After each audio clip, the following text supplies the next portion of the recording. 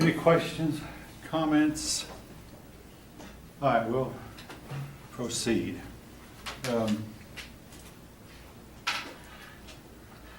Book opens up with a vignette about John Brown. Was he a fanatic or was he even sane? Anyway, John Brown had had two wives. His first wife died, so he married again, and he had 20 children by his two wives. But other than that, he had not been a success at anything he had attempted. He went out to Kansas, and during the time of trouble in Kansas, which is called Bleeding Kansas, during that time of turmoil, he killed 5 men at Pottawatomie, Kansas, whom he believed, even though they were killed without due process, but he believed they were pro-slavery. And then the government of Kansas did not dare move against him because he had a small posse with him, and he was not by himself. And they figured going against him would create more trouble than it would solve. So he went to Maryland, and he captured the federal arsenal at Harper's Ferry. And he hoped that all the slaves in the South would join him and rush to him, and he would arm them with the armaments he'd gotten at Harper's Ferry.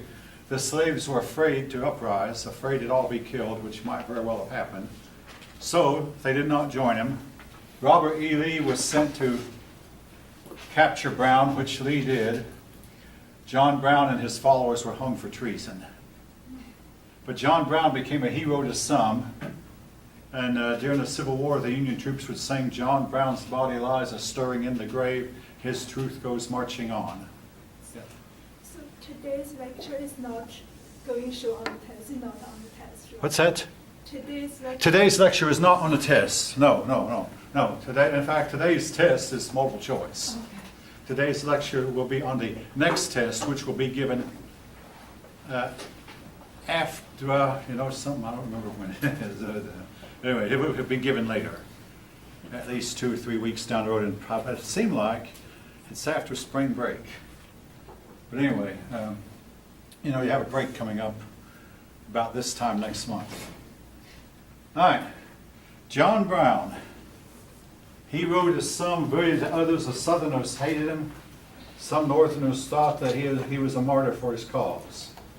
Now, the 1850s. Excuse me. What exactly did John Brown? The main thing he did, he killed a bunch, as you remember, he killed a bunch of people at Pottawatomie Creek in Kansas. Basically, he favored taking up guns and killing everybody who was pro-slavery, and then killing all slave owners and having the slaves rise up. It was an extreme solution to the problem, and it did not come to fruition. He was an extremist. Now, the period of the 1850s, some history books will tell you that it was the period where the people there could feel in the air that there was trouble brewing, that there was a sense of foreboding, a sense of something terrible about to happen. Others say, no, you can't really prove this from the records.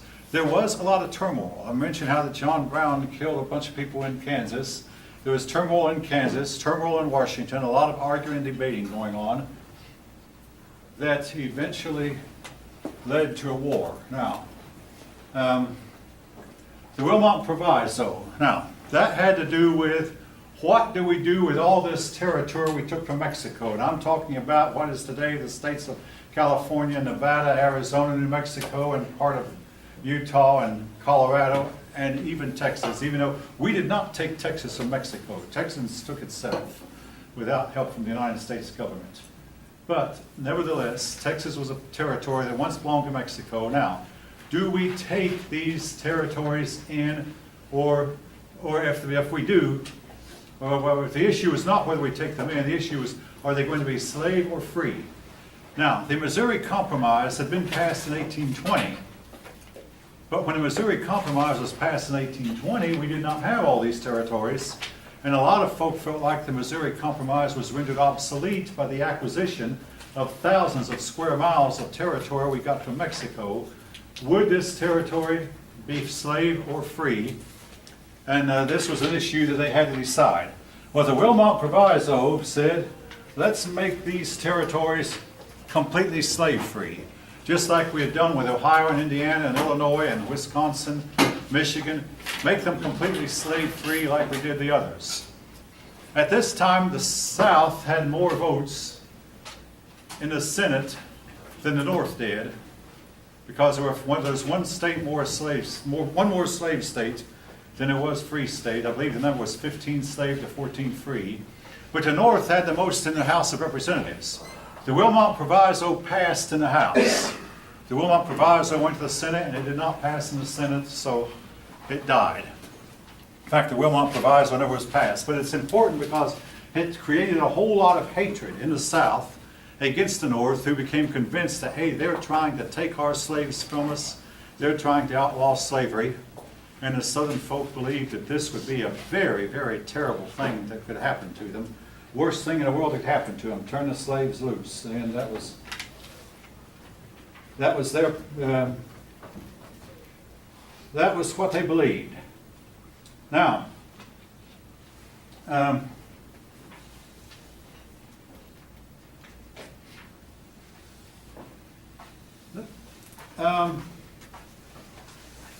the North, the population was growing and so was wealth, owing to the simple fact that not only did Northern families have more children than Southern families, Northern men and women tended to marry earlier than Southern men and women, but most of your immigrants that were coming from abroad were coming to the North. At this time, there were a lot of immigrants coming from Germany, a lot of immigrants coming from Ireland, and they were almost always heading north, owing to the fact that they knew that, hey, in the South they have slavery and slave labor. They knew they would not be enslaved, but they knew they could not compete against the free slave labor. So they felt like they had no chance to advance unless they settled in the North. So the northern population was increasing. Now, where that's to become important, the number one reason, and I think all of you know, I mean, I'm not telling you that there was a civil war occurred shortly after this period. And the number one reason the South lost, again, I hope all of you knew that before you came to class today. Number one reason the South lost was because they were hopelessly outnumbered. So again, that's because most of you immigrants went north, and the northern families were larger than southern families. Well, now, you had three men who dominated politics up until the early 1850s. Calhoun was from South Carolina, and he believed that the Union could not hold together. He said the only chance for us Southerners is secession. Again, he saw that the North outnumbered the South, and the North was hard against slavery, and the North was trying to put an end to slavery. He said the only way that we can, in the South, can survive is for us to leave the Union. He pushed for leaving. Now, if I've got this word triumvirate here, that means three. If you know anything about your world history, in Rome they had two triumvirates during the days of the Republic. The first triumvirate and the second. The first one consisted of Julius Caesar, Pompey, and Crassus. And anyway, they had, but in this case, the triumvirate we have here is three men who have been prominent in the government for many, many years. Webster had once been Secretary of State. He had been Secretary of State. He had been Vice President. They all three were longtime senators.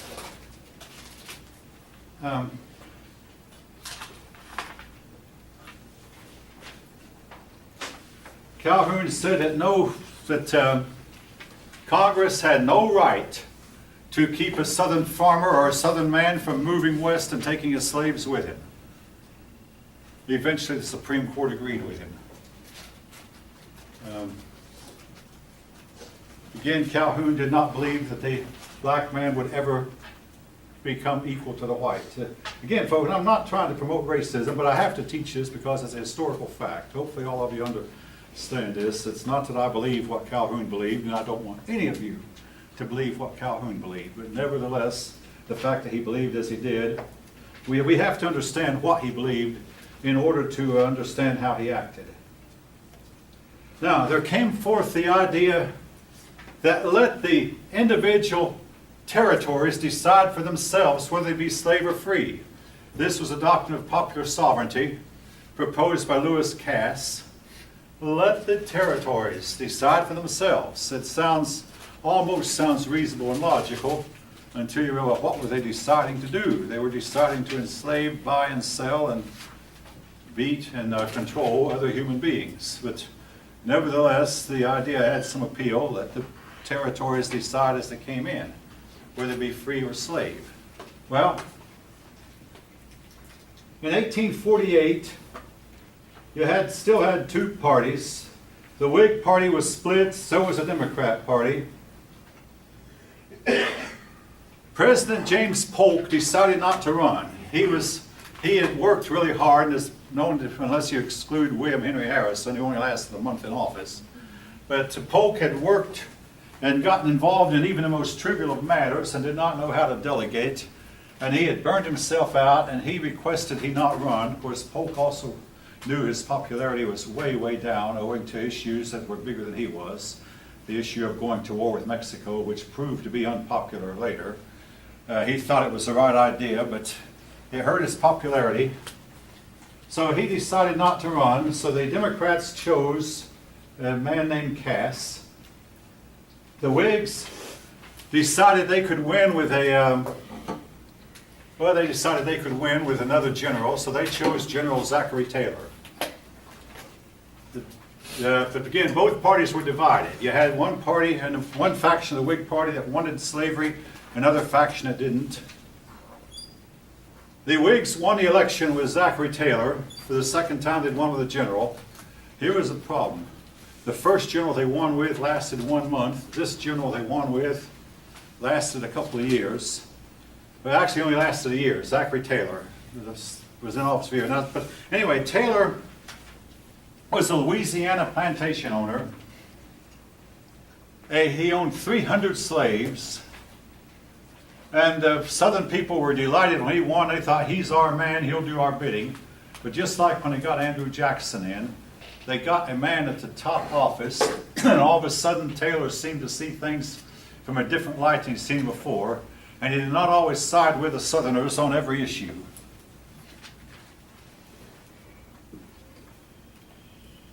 Now, there was another party called the Free Soilers. The Free Soilers, basically they said, make this soil that we've got from Mexico, make all this territory completely free, that is, no slavery allowed. Free Soilers, they never got an electoral vote, but they did put up a candidate for president, namely Martin Van Buren, former President Van Buren, but he got no electoral votes. Well, now, in 1848, before the election of 1848, something important happened in California. Gold was discovered. The word of gold being discovered spread like wildfire, and a lot of Americans began rushing to the west. Some of them took the overland route and took the Oregon Trail, and then took the California Trail that broke off from the Oregon Trail. Some of them went south and went through Panama. They took a ship to Panama, climbed the Panamanian Mountains, then got on board another ship and went by ship. They escaped the Indian arrows and all the bad things. There was no railroad joining the east and west. And some of them went all the way around the Cape of Good Hope, all the way around South America. That way they didn't have to get off the boat at all, just take a ship all the way around South America. They're called the 49ers. Gold was discovered in 1848. They arrived in 1849. But there was no law and order. People fought each other. People killed each other. And the California people realized we've got to get some kind of law and order. We've got to. So they said we won't be able to legally get law and order until we form a legal government. We have to write up a constitution. We have to elect a governor. So they wrote up a constitution that they agreed on and sent it to Washington. Now here was the problem. Almost every man who went to California was opposed to slavery. You know, your Southerners didn't tend to go. The people who went were mostly Northerners, and they were strongly opposed to slavery. So California sent a free constitution, and everyone knew that California would never vote for a slave constitution. All right. So California had to wait because the Congress was not ready to take them in. Well,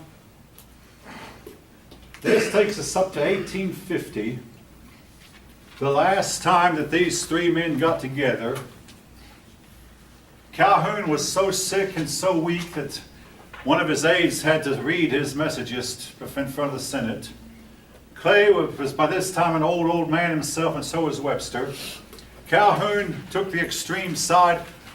The Union, we cannot stay in the Union war. The Southern states must leave the Union, secede. Clay called for compromise. Webster favored preserving the Union, even if it meant compromise. He also called for compromise. So they drew up a bill called the Omnibus Bill. The Omnibus Bill had several provisions. The main ones, I do want you to remember some of these. The main ones was California would be admitted as a free state. Number two, the fugitive slave law.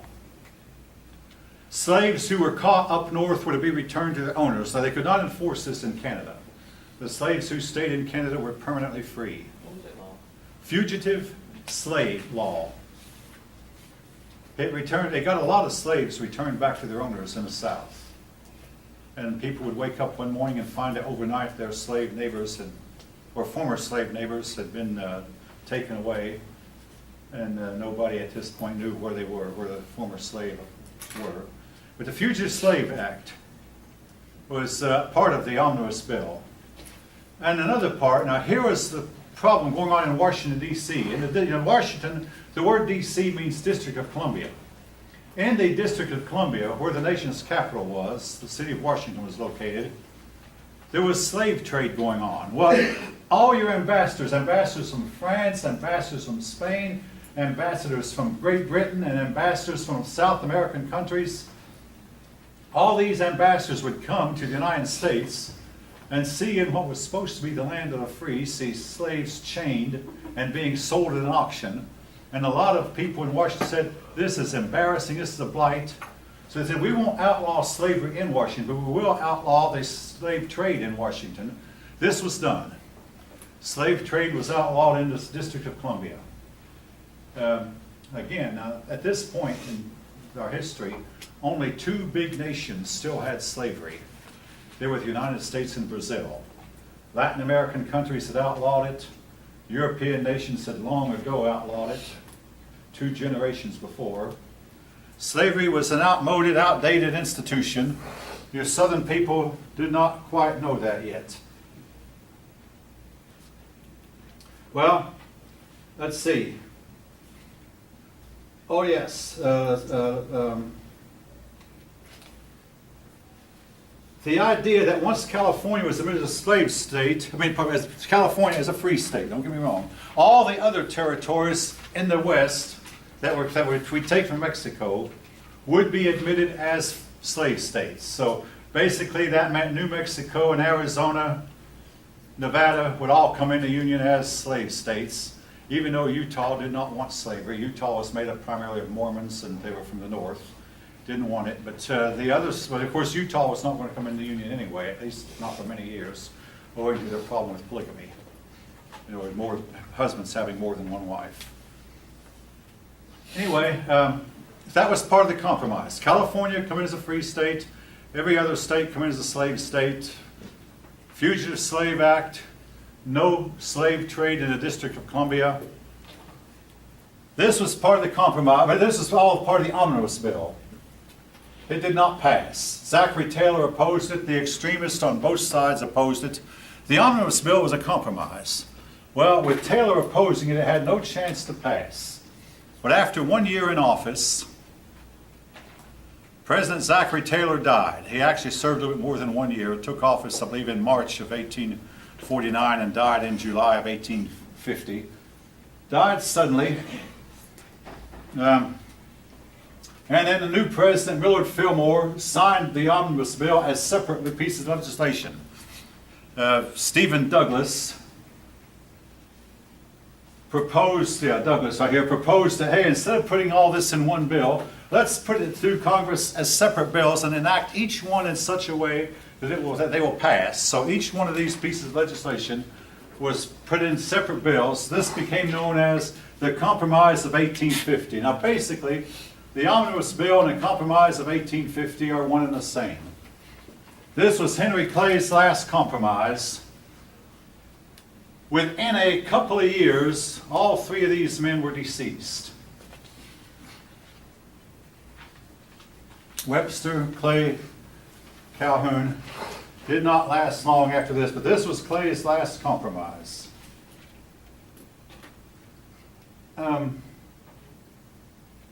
Calhoun has said that compromise was impossible. The Union could not hold together, but nevertheless, eventually the Union did hold together. Now,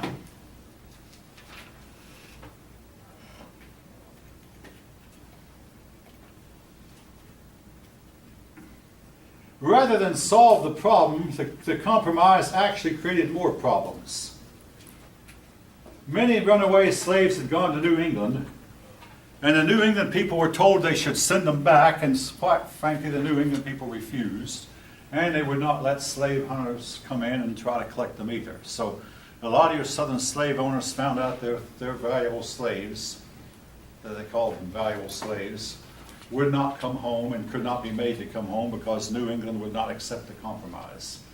So this was a problem that came up. And in other words, the issue did not settle, did not go away. Now,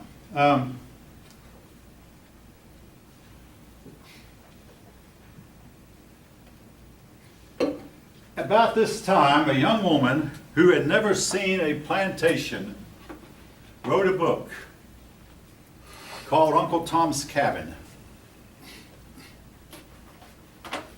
Uncle Tom's Cabin was the most read book, other than possibly the Bible, but the most read book, particularly in the North, from the time it was written until about the year 1900.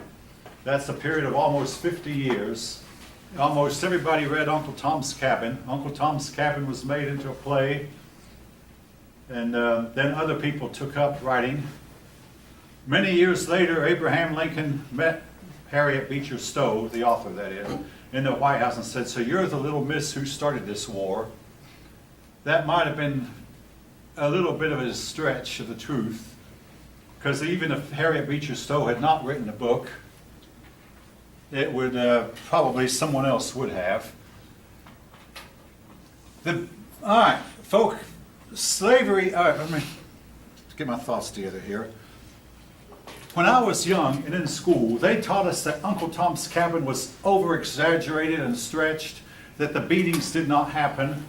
But recent research has let us know that a lot of the slaves were actually severely beaten and severely mistreated.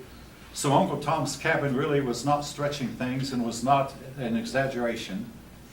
For many years, you were looked on as being crazy or ignorant if you mentioned Uncle Tom's Cabin, because it was looked on as being something that would stir up hatred, which it did, but nevertheless, it was probably true to fact. It's about a slave named Uncle Tom who was beaten, cruelly treated by his master, and a bunch of other slaves who also were cruelly treated by their masters.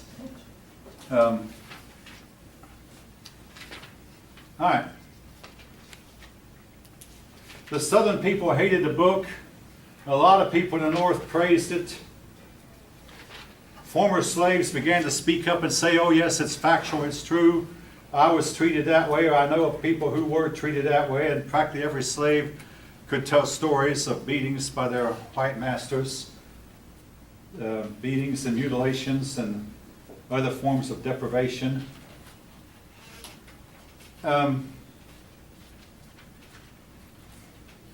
All right, in the election of 1852, Millard Fillmore did not get the nomination from his party, so the Democrats chose Franklin Pierce. Now, here's what we got here. I got these two men right here together, Pierce and Buchanan.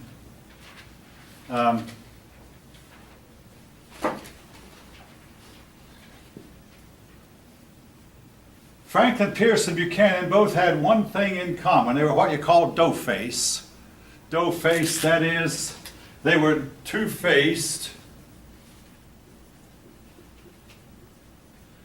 Northern men with Southern sympathies. Franklin Pierce was from New Hampshire, and James Buchanan was also a Northerner. Northern men, but who were Southerners. Now, Abraham Lincoln was the first true Northern man who really represented the North, the first true Northerner to become president, who actually was elected because he wanted to place restrictions on slavery. The other Northern men, like John Adams and John Quincy Adams, did not have to deal with the issue. Neither did William Henry Harrison, who only lasted in office 1 month. But Lincoln was the first. Anyway, Pierce and Buchanan, first of two. Pierce sympathized with the South, so a lot of Southerners voted for him. The Whig Party tried to put up another general and win with a general like they had won with two other generals, but General Scott, whom they put up, was knifed in the back, you might say, backstabbed. And the Whig Party was badly divided. The Whig Party dissolved after this. Most of your Whigs wound up joining the Republican Party, including Abraham Lincoln. All right. President Pierce turned his attention toward foreign expansion, particularly to Cuba. He tried to steal Cuba from Spain. It was an awkward move. The Cuban government found out. The Spanish moved in and protected Cuba. This was eventually to lead, some 40 years later, to a war between the United States and Spain, where the United States did not annex Cuba, but the United States freed Cuba from Spain. That was to come later. But for the time being, it was an embarrassment to Franklin Pierce. He was not able to get Cuba, so it was a big loss for him. Now, in addition, one thing Pierce did get was the Gadsden Purchase. Essentially, the Gadsden Purchase was a little bit of land, a strip of land in what is today the southern part of Arizona and Mexico. The idea was, well, two ideas. Number one, we paid the Mexican government millions of dollars for what was really mostly desert and unproductive land that was worthless. Partly because to ease our conscience, we felt like we had done the Mexicans wrong. So we gave a lot of money to the Mexicans for this more than $10 million, I believe, for this plot of land. The idea was to put a railroad through this land. No railroad was ever built. The purchase was made, the money was given to the Mexicans, and we got the territory, we still have it, but the northern people opposed the Southern Railroad as it would make it too easy for Southerners to get to the West. So there were three ideas for a railroad. One was to start the railroad in St. Louis, which would have been the middle of the country. Stephen Douglas wanted to start the railroad in his state in Chicago and put the railroad in the north. And then, of course, the Southerners wanted the south. Eventually, all three got their way. If you look on a map, there are three big railroads that go across. One is in the north, one's in the middle, and one's in the south. But that came after the days of the Civil War. But at this time, the railroad was not built because Congress could not agree on where it was to be built and where it was to go. That was all to come later. Now,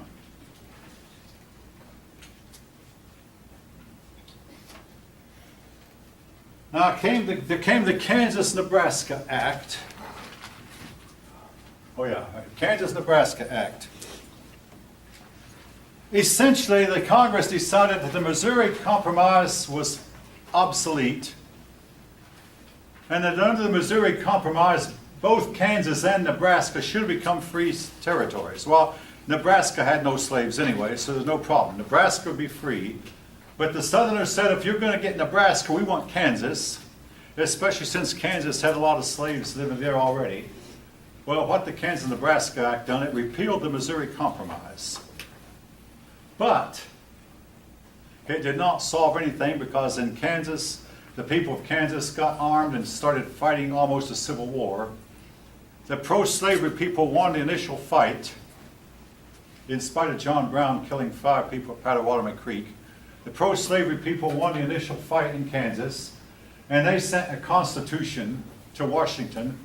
They applied for statehood, but they sent a constitution that said that we're basically the Constitution was we're all completely pro-slavery, and persons who are against slavery were not allowed to vote, we're not allowed to own property, we're not allowed to serve on juries, we're not allowed to hold office. When this Constitution reached Washington, the government of Washington rejected it right out of hand and said, no, you got to write another Constitution. We will not accept this Constitution. It goes against everything that we believe in.